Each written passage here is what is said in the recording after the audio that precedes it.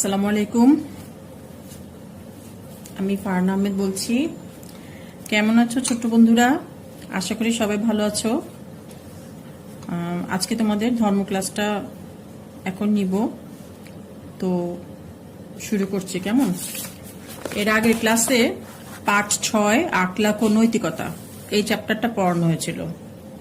তোমরা সবাই ক্লাস পেয়েছো না বাবা? এই চ্যাপ্টারটা শুধু রিডিং করিয়েছিলাম, বলেছিলাম যে বাসায় তোমরা রিডিং করবে। কেমন? তো আজকে অনুশীলনী করানোর কথা। আজকে অনুশীলনীতে আমি শুধু ক নিচের প্রশ্নগুলোর এক কথায় উত্তর দাও, এই এক কথায় উত্তরগুলো পড়াবো। আর নেক্সটের 3 খ এবং গ যে প্রশ্নগুলো সংক্ষেপ উত্তর দাও, এই সংক্ষেপ উত্তর দেওয়াগুলো ওগুলো একটু বড় হবে। তোমাদেরকে তো আগে বলছি এক কথা উত্তর মানে হচ্ছে একটা শব্দে শুধু উত্তর হবে। কেমন?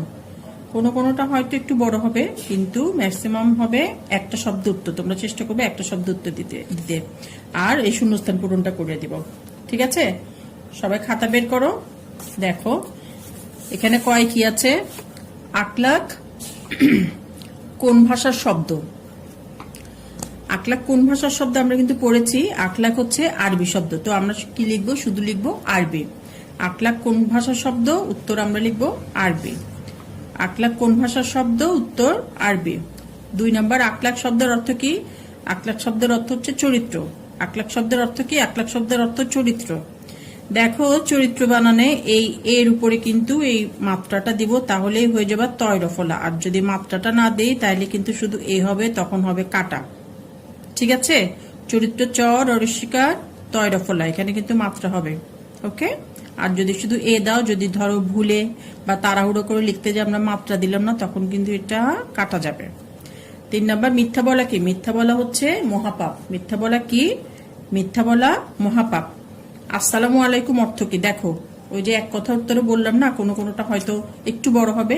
আসসালামু আলাইকুম, আমাদের কারোর সাথে দেখা হলে আমরা কি বলি?